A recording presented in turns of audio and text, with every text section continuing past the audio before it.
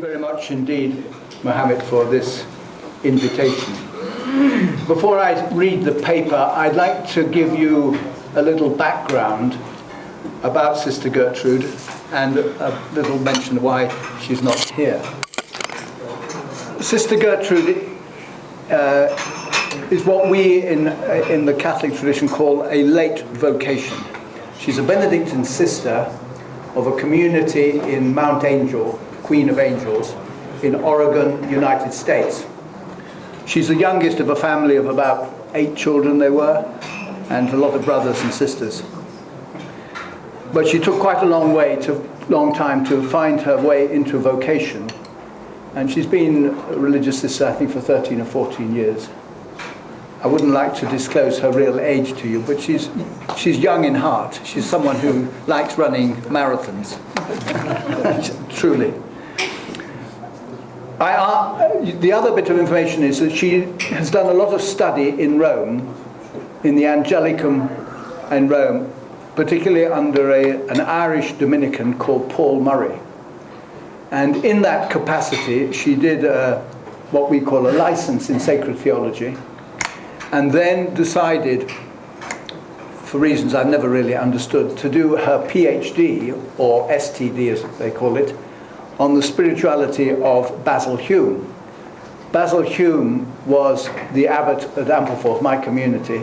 He taught me rugby at one stage. He was then was elected abbot during my first year as a monk, his first year novitiate. He later became the Archbishop of Westminster and the Cardinal, and died in 1999, and was regarded in Britain as one of the leading spiritual people, who articulated spirituality, which was very Benedictine. And it's important to know that, therefore, when she decided that she was going to do her STD on it, it was quite an interesting thing that an American should choose an Englishman who is in fact half French. His mother was French, Basil's mother, and to spend the time, she went to Ampleforth, she talked to the monks, she talked to the various people in the Westminster diocese, etc. And she defended the thesis successfully last October. And I attended, Ampleforth wasn't seen to be sending anyone, so I came. But the interesting thing for me was, and I only point this out as a way to illustrate a phenomenon for our Muslim brothers and sisters here, is that Paul Murray, who is regarded rightly as a very highly influential Irish spiritual writer, writes a lot and is sought after for retreats and for days of recollection and lectures. The way they examined her thesis, the 3 Dominicans, which included him, showed the difference between a Dominican spirituality and a Benedictine spirituality. And as I listened to it as it went on, I became aware that there was actually a much bigger difference. Not huge, but there was a significant difference. I say that not because of anything other than to explain that what Gertrude is doing here is articulating something about her patron saint, who is St Gertrude of Helfta, and her spiritual experiences, mystical experiences. She writes, "Thank you, Abbot Timothy, for graciously accepting the job of delivering this presentation on the human and mystical dimensions of Benedictine spirituality. It is an honor to introduce to you my patron saint, Gertrude the Great of Helfta, a powerful intercessor in heaven. Gertrude the Great was both a theologian at the desk, so to speak, and a theologian on her knees at prayer. Therefore, I look to her for inspiration in my studies and work as a theologian, and in my life of prayer. Gertrude the Great reminds me to move from the head to the heart. The spiritual life is a matter of the heart. The spiritual life is about encountering the God of love. It is about listening and pondering in your heart. Quite naturally, then, we look to women as spiritual guides, especially to Mary, the mother of Jesus, who pondered all these things in her heart. Cardinal Basil Hume affirms the feminine genius in the spiritual life. It is a feminine trait to listen, to receive, to watch. Perhaps that is why more women pray than men. Perhaps that is why among contemplatives there are more women than men. It is the feminine which listens and waits. It is a feminine trait also to see, to observe.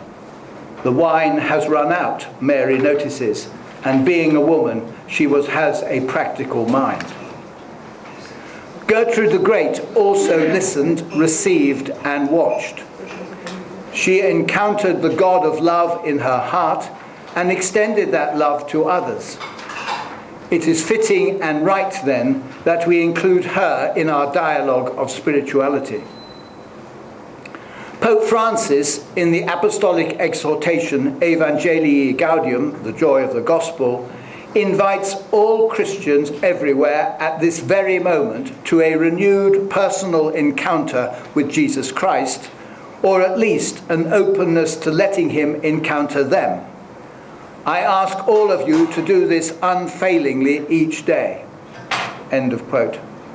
I propose to broaden this invitation and suggest that the Pope's call may be extended to all believers in, quote, the one God, living and subsistent, merciful and almighty, creator of heaven and earth, end of quote.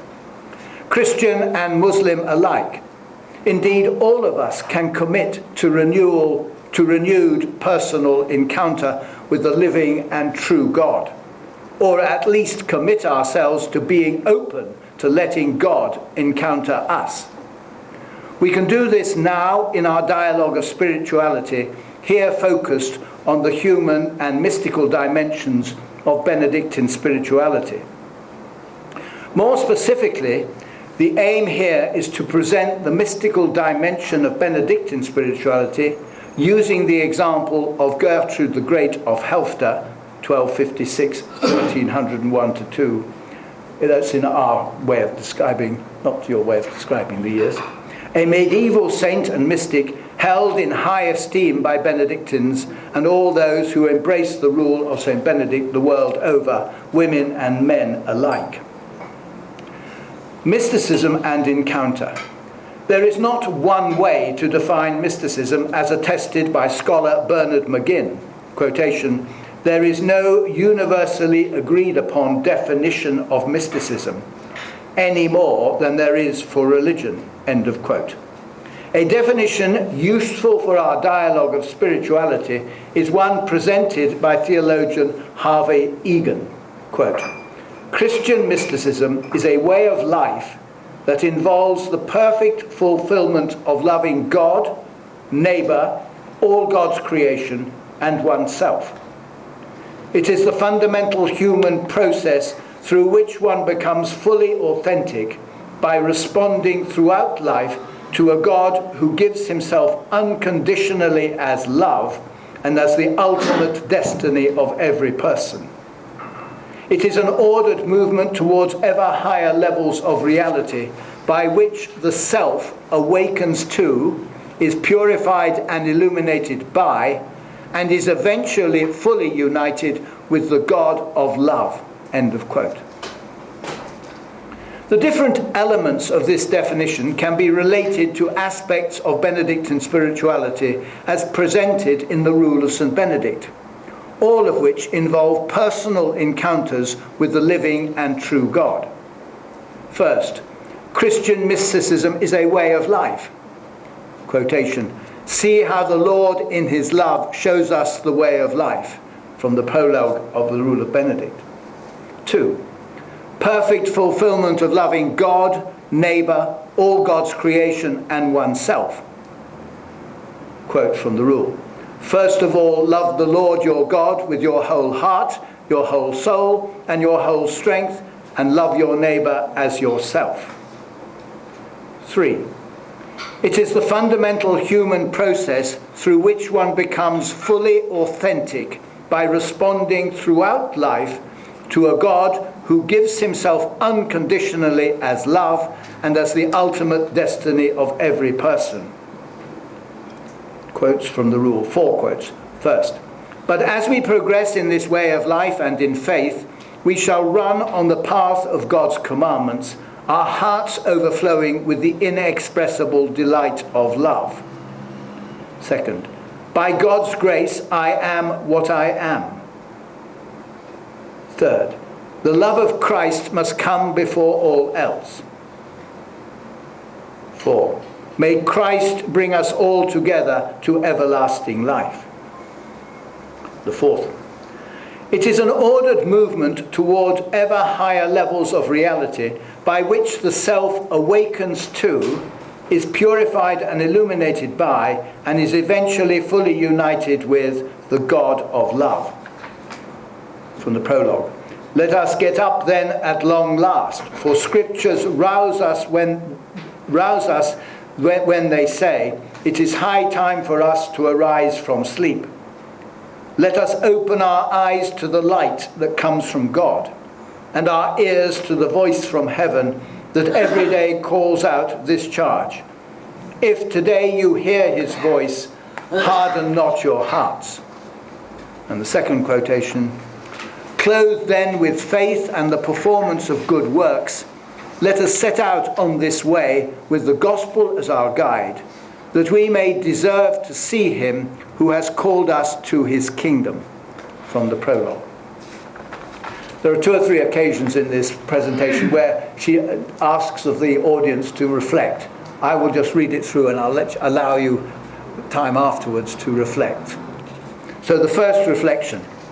How are the different elements of Egan's definition of mysticism and the different aspects of Benedictine spirituality revealed in the daily living of your spirituality?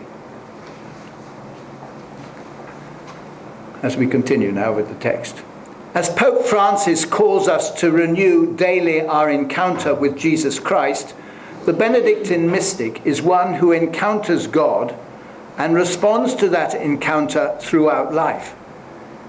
The Benedictine mystic is committed to the lifelong human process of searching for and encountering the God of love in the context of a human community, while deepening his or her relationship of intimacy with this living, loving God. It is the God of love who guides Benedictines in this way of life. Basil Hume also provides insight into the mystical dimension of Benedictine spirituality when he sums up the monastic life in one phrase: intimacy with God. That is what the whole thing leads to. Another way of expressing the love of God, or the word charity. Intimacy with God, to which all our activities lead, and from which, of course, all those activities should flow. End of quotation. Hume taught charity as not only the love of God and of our neighbour, end of quote, but also as, quote, the service of God and the service of neighbour, end of quote, which for Hume was, quote, the monastic ideal, end of quote. How Benedictines love and serve God and neighbour throughout the rhythm of daily life can be a way to determine the depth of intimacy they experience with the God of love. Gertrude the Great of Helfta. Gertrude the Great's place of birth and family of origin are well described as a mystery. She relates the following details about her early life. Quote, from infancy, in my 5th year to be precise, you, God, chose me to be formed among the most faithful of your friends, to live in the household of your holy religion. End of quote.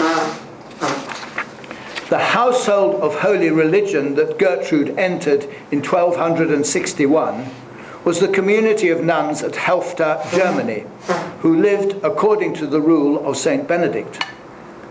The monastery was a thriving centre of spirituality and study.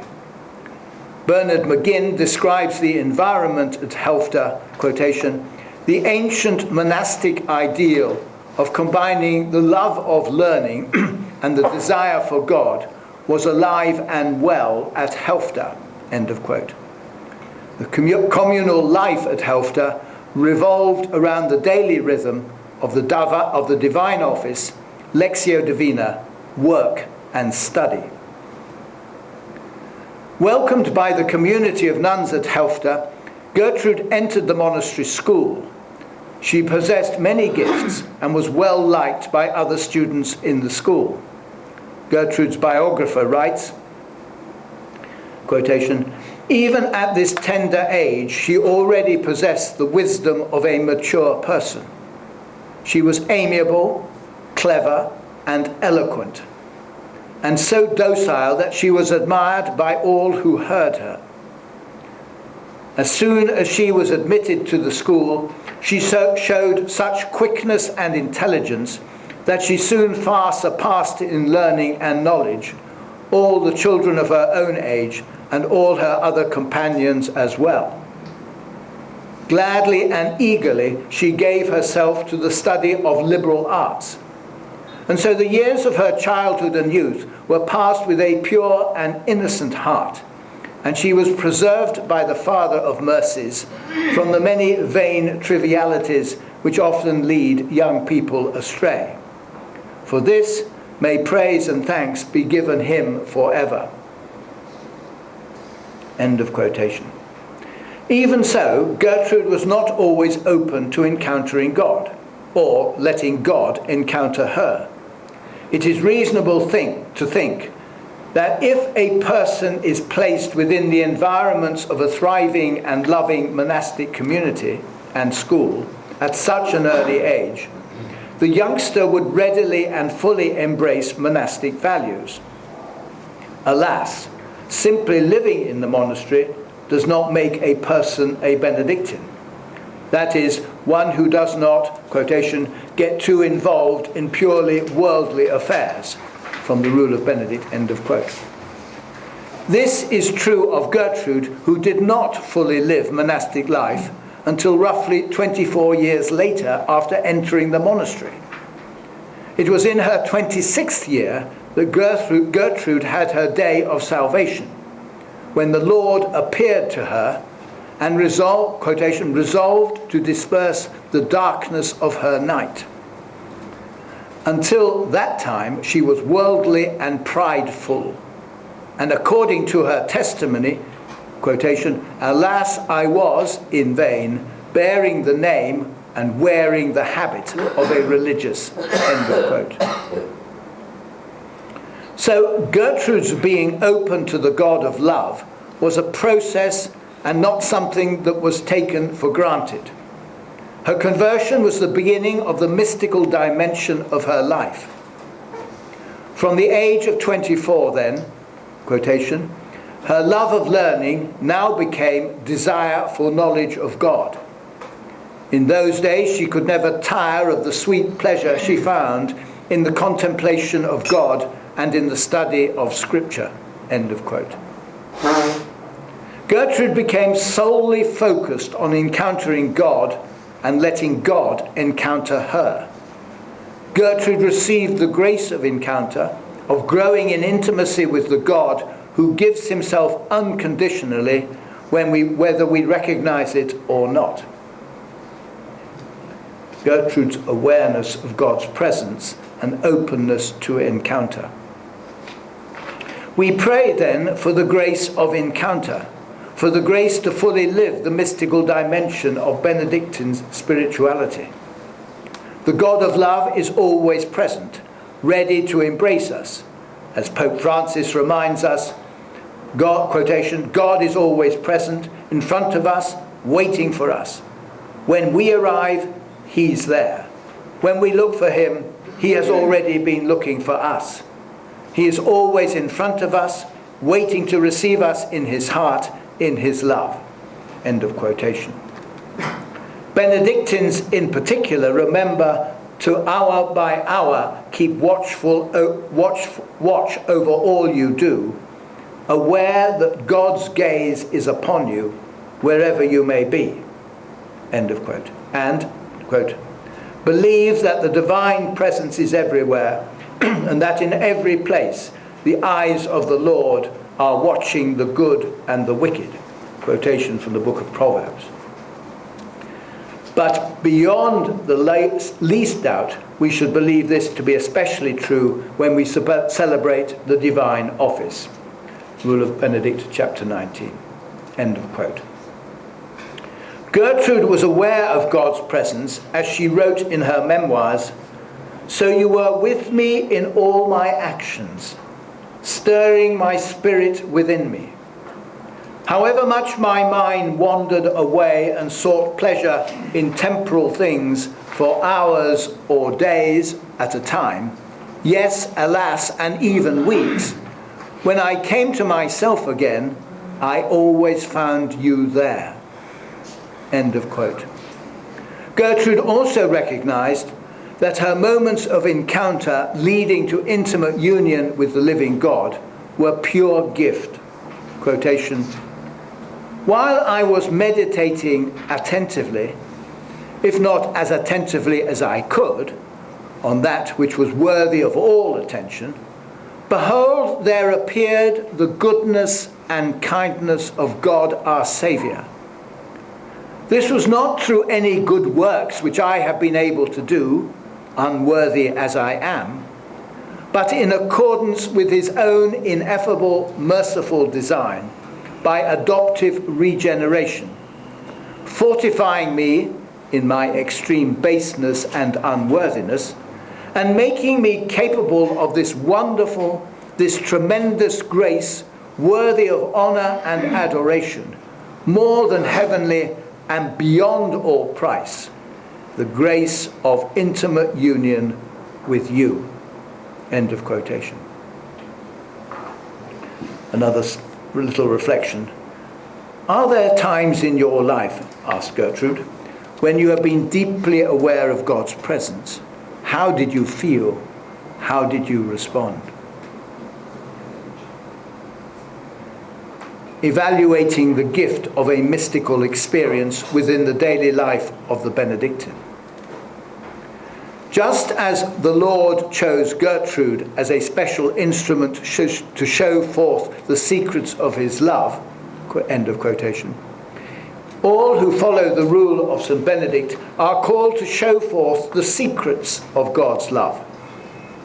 One can turn to chapter 4 of the rule, the tools for good works, which begins, first of all, love the Lord your God with your whole heart, your whole soul, all your strength, and love your neighbor as yourself. This is the human and mystical dimension of Benedictine life. As we grow in intimacy with God through our daily encounters with him, we grow to love the Lord our God with our whole being, heart, soul, and strength, and extend that love to all those we encounter.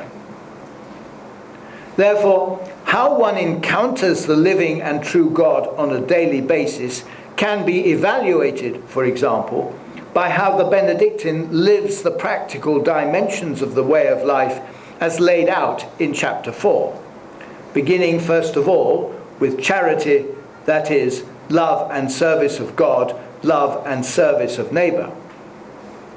We look to Gertrude the Great for a model of all-encompassing charity.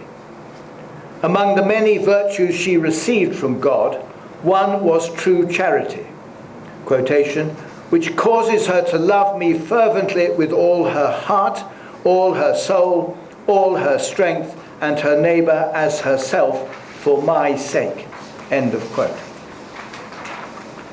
Gertrude's biographer describes, quotation, the gift of tender and compassionate charity, end of quote, that Gertrude possessed, quotation. If she saw that anyone was in distress for a good reason, or she heard that someone even at a distance was in trouble, she at once tried to help them in any way she could, by word of mouth or in writing. Like a sick man with a high fever who hopes for relief from his sickness day after day, so hour after hour she besought the Lord to console those whose afflictions were known to her. Her tender-hearted compassion was aroused not only for human sufferings, but by those of every creature. When she saw little birds or other animals suffering from hunger or thirst or cold, she was moved to pity for the works of the Lord. At once she offered their woes to the Lord, devoutly and eagerly, to his eternal praise, in union with the dignity by which every creature is supremely perfected and ennobled in him, imploring the Lord to be merciful to his creatures and to deign to relieve them in their want. End of quote. Another couple of reflections.